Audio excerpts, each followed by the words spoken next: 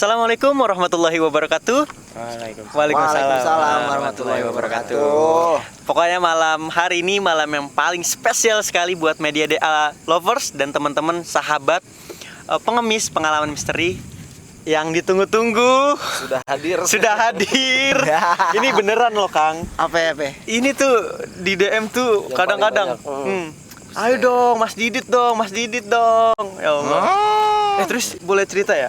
Boleh. Kita kontak Mas Didit tuh udah berapa bulan ya? Kita udah hampir 2 bulan yang lalu kayaknya. Kita sempat ada DM-an ya. Terus pindah ke WA. Sibuk, ya. Akhirnya pindah ke WA. Alhamdulillah Akhirnya sampai waktunya. Alhamdulillah. Sudah di depan kita sekarang. Betul. Iya, kemarin sempat sibuk banget karena gue juga mengurus paguyuban Ludo jadi. Berarti kita Paguyuban Ludo. Jadi antara grup sopir dan grup connect kita harus bertempur Ludo setiap hari. Oh, Gue juga main sih Ludo. sorry kalau saya nggak masuk itu. Kita yang bertempur 5 lawan 5 yang main pedang yang welcome to Mobile Legends. Lebih keras ya. Dan pokoknya kita spesial tim nih mengucapkan terima kasih banyak untuk Kang Didit yang sudah hadir di Media DA dan tentunya di program Pengemis tuh. Nah, kita buka dengan Pengemis Pengalaman Misteri. Ya, pengalaman misteri. Ini apa yang mau dibahas misterinya? Kita tanya Kang Didit. Kang Didit pasti punya pengalaman misteri. Iya apaan? Orang udah kenal dia pawang. Orang tuh udah kenal dia tuh pawang. Iya, pawang tuh pasti punya pengalaman. Pastilah ya. Pastilah banget lah ya. Pastilah. Jadi benar-benar kita tuh mencari tahu apa yang teman-teman belum tahu. Iya. Nah, itu menarik banget tuh. sisi tergelap Hanya di Media DA nih. hanya di Media DA. Betul banget.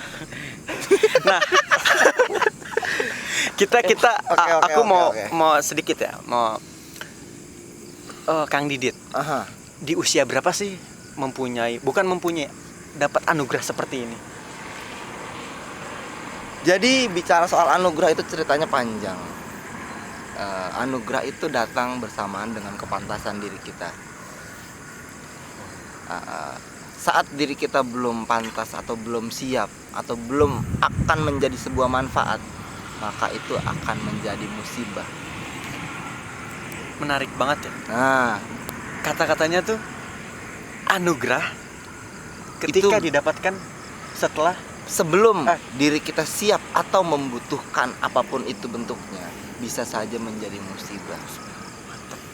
Nih, ternyata quotes juga ya. dengan anugerah yang benar-benar Mas Didit punyai saat ini. Mungkin nggak banyak orang mendapatkannya. Terus mohon maaf ya, maksudnya nggak semua orang juga bisa mempercayainya. Nah, untuk itu perlu sedikit diluruskan masalah itu. Pemahaman dasar bahwa supernatural itu adalah hal-hal yang sebetulnya lumrah terjadi.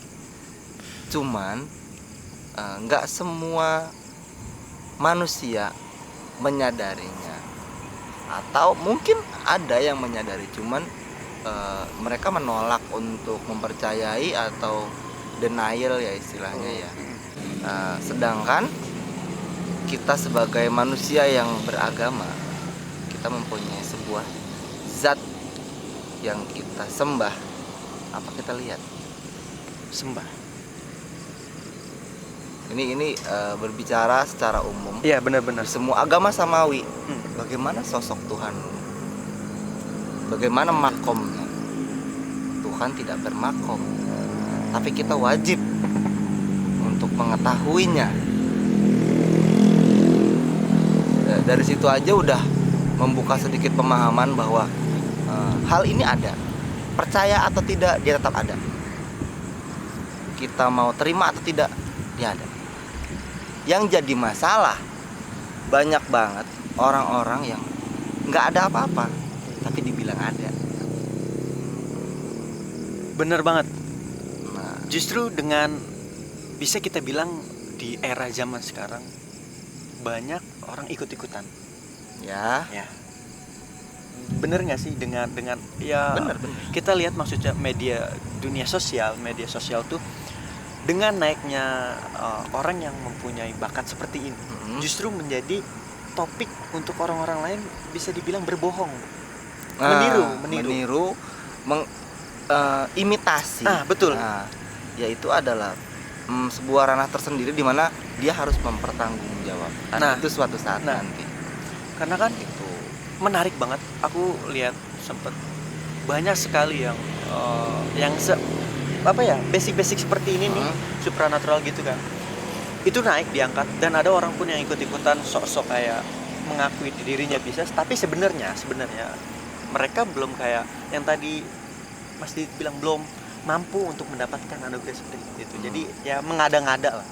Ya, untuk kasus mengada-ngada, seandainya itu bukan sebuah penyesatan untuk orang-orang yang mau belajar, buat orang-orang muda yang pengen tahu, biarin aja. Oke, Mas Didit ini kan dikenal sebagai seorang supranatural ya. Ya. Sebenarnya di sisi lain itu ada profesi lain nggak, Mas? Nah, profesi saya seorang pegawai swasta. Seorang pegawai perusahaan manufaktur. Jadi memang berarti menarik.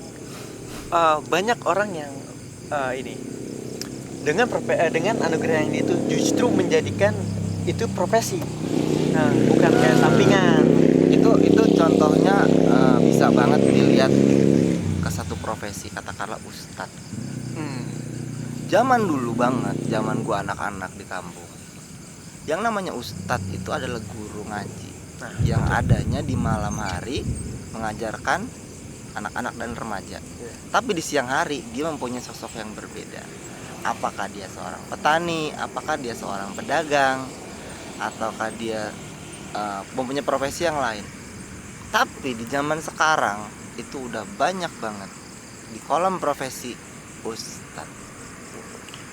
Ya, kurang lebih analoginya seperti itu. Iya, benar. Silakan dicerna sendiri bagaimana. Benar.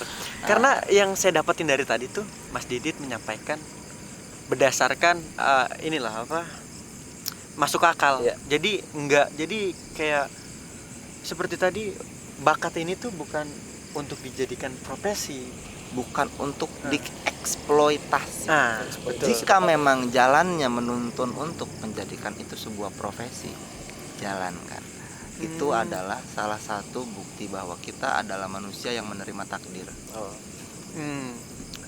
Gitu. Bener banget kita memiliki sebuah jalan, misalkan nih si ganteng ini dia mempunyai jalan sebagai seorang petarung ya kan? Dia mau masuk kelas balet, ujung-ujungnya berantem juga. Terbalik. Iya, dia kelas balet dimasukin petarung, balet juga. Jadi kalau memang dia jalannya seorang pendekar, walaupun dia masuk kelas tari, berantem juga. Jadi daripada kita menolak, denial terhadap jalan apa yang diberikan hidup kepada kita, ya dengan kita terima itu akan jadi lebih enak. Sudah masuk tadi cerita, jadi masuk nih cerita pengalaman misteri ya. Pengalaman cerita ngulet dulu. Yang Mas Didit rasakan. Kita salah satu di tempat inilah yang cuacanya alhamdulillah mendukung. Langit cerah banget. Walaupun ada bunyi-bunyi. Kan tadi dibilang nggak apa-apa hujan, yang penting kita nggak kehujanan. Betul. Gimana caranya tuh? Itu Mas Didit aja yang paham. Oke, jadi dari Mas Didit punya basic seperti ini. Banyak orang yang beranggapan bermain dengan sosok yang tak kasat mata itu takut, menyeramkan gitu. Nah, kan itu banyak seperti mereka. Iya, banyak banget. Jadi apa nih yang Mas Didit justru senang terjun ke sini, dan sisi positifnya apa sih? Nah, yang membuat senang adalah saat orang lain nggak bisa, kita bisa. Kenapa senang dengan hal itu? Karena saat ada sebuah kondisi yang tidak benar, kita bisa meluruskan itu akan terasa lebih baik untuk seterusnya. Misalkan katanya di lapangan lapangan Stadium Borju FC ya kan. Itu kalau malam di pinggir jalan suka ada kuntilanaknya.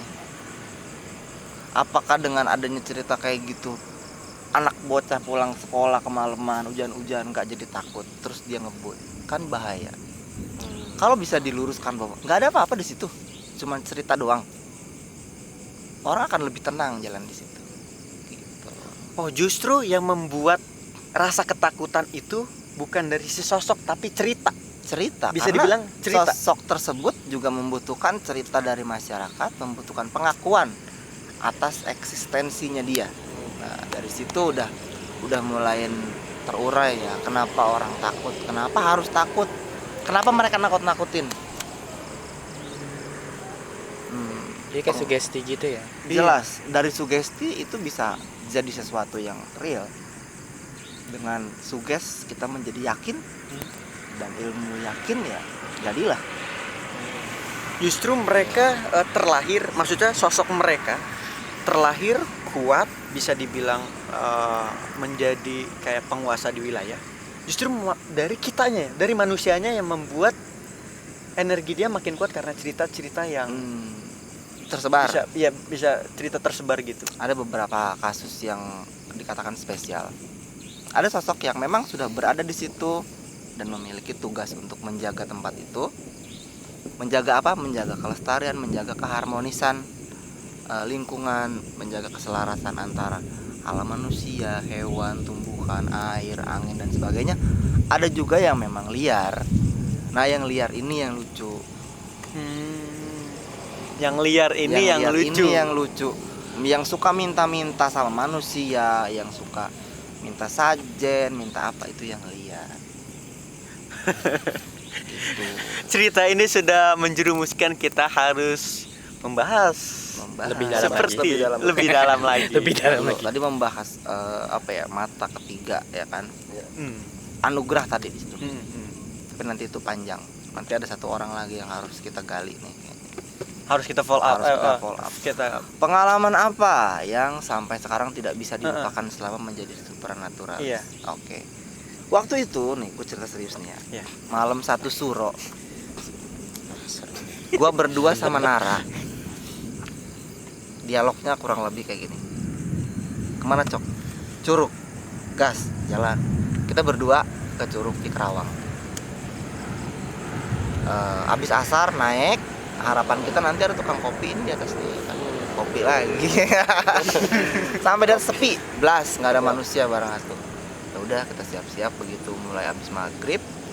Menjelang maghrib itu ada orang 4 sampai 5 orang dia datang bangun tenda, nyalain api, pasang lampu segala macam. Ya kita biasa, kita meditasi alam di air. Setelah itu kurang lebih setengah jam, itu orang udah rapi gitu. Udah rapi banget, tenda, api, lampu segala macam. Begitu kita keluar dari air, sepi coy. Rupanya begitu kita meditasi air, penghuni yang ada di perbukitan tersebut mendatangi kita secara berbondong-bondong. Mungkin mereka ngelihat itu rombongan sirkus datang, langsung gulung tenda. Mantep banget. Dan gue sadar setelah kita arah pulang berdua, senter depan satu, belakang satu. Gue iseng, gue matiin senter. Anjir, kita gak ngeliat apa-apaan coy, serem banget ternyata. Gak gurita ya. Justru pengalaman itu yang maksudnya yang bikin apa ya, yang belum bisa dilupakan. Karena lucu. Lucu itu menurut Mas Didit itu lucu. Lucu, dari asar sampai menjelang maghrib dia bikin tenda, bikin api, masang lampu segala macem kan. Bikin shelter, setengah jam, belum isya, bubar. Itu pengalamannya udah masuk. Cuacanya mendukung ya. Kok bisa pada kabur ya kan? Apa sih yang bikin dia pada kabur? Kita masuk ke air, kita mulai berdoa, mulai mengatur pernapasan, kita bermeditasi alam. Iya. Saat kita dalam prosesi tersebut, itu di pinggiran kolamnya itu nggak sepi, Rame. Mulai dari yang suara-suara monyet, suara burung yang mengaum-ngaum. Itu Mas Didit dan teman mendengar, merasakan langsung. Iya, langsung. Saat seperti itu. Iya. apa sih maksudnya yang kita awam yang kayak kita tuh yang orang-orang awam, apa sih maksudnya reaksi kita, maksudnya reaksi Mas Didit ketika kayak mendengar gitu. Reaksinya ya takjub aja bahwa di dunia kita ini nggak cuma kita yang tinggal di sini. Jadi sebaiknya memang kita berselaras dengan mereka, kita hidup sejalan, ya berjalan seperti itu aja, Berdampingan ya. berdampingan. Nah gitu. Terus Mas Didit nih Apa? jenis hantu apa ya? Hantu makhluk apa yang paling Mas Didit menurutnya paling menyeramkan selama Mas Paling Didit? malesin itu wewe, Aduh. wewe gombel. Wah, males banget. Kayaknya makin lama makin besar deh. Iya. Yuk, teman-teman, kita pindah aja ya. Kita pindah ya. Yuk, bungkus.